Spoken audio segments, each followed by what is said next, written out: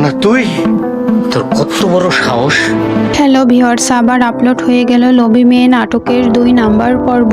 2 number পর্বে ধামাকা কাহিনী ঘটে গিয়েছে। ময়নার বাবা মারা যাওয়ার পর গ্রামের এক আফজাল চাচা ময়নার বাপের কাছে টাকা পাবে তাই বলে ময়নার বাড়ি দখল করতে আসে। কিন্তু ময়না তো বাড়ি দখল করতে দেবে না। তার জন্য ময়না বলে, আমার বাবারে যে আপনি টাকা দিছিলেন তার প্রমাণ দেন। কোনো প্রমাণ দেখাতে না পেরে চেয়ারম্যানের কাছে যে চক্রান্ত করে যে ময়নার বাড়িটা আমাকে দখল করে দেন, আমি আপনাকে মোটা অঙ্কের টাকা দিব। চেয়ারম্যান সাহেব লোভ সামলাতে না পেরে ময়নার বাড়ি দখল করতে আসে। ময়নার বাড়ি দখল করতে এসে চেয়ারম্যান সাহেবের তো ময়নাকে ভালো লেগে যায়। চেয়ারম্যান সাহেব তখন ময়নাকে বিয়ে করতে চায়। তখন মনা এসে হাজির হয় আর বলে, ময়নার সাথে আমার বিয়ে।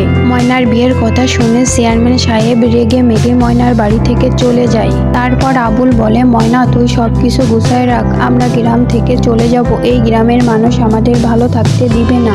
তুই সবকিছু গুছায় রাখিস, আমি রাতের বেলা আসবো, আমরা দুইজন অনেক দূরে চলে যাব।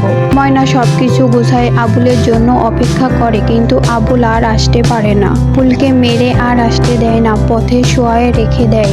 তাহলে কি হতে চলেছে লোভী মেয়ে নাটকের 3 নম্বর পর্বে? ভুল কি পারবে ময়নাকে নিয়ে অনেক দূরে চলে যেতে, নাকি চেয়ারম্যান সাহেব ময়নাকে বিয়ে করে নেবে, নাকি আফজাল চাচা ময়নার বাড়ি এসে ময়নার বাড়ি দখল করে নেবে? তাহলে কি হতে চলেছে লোভী মেয়ে নাটকের 3 নম্বর পর্বে?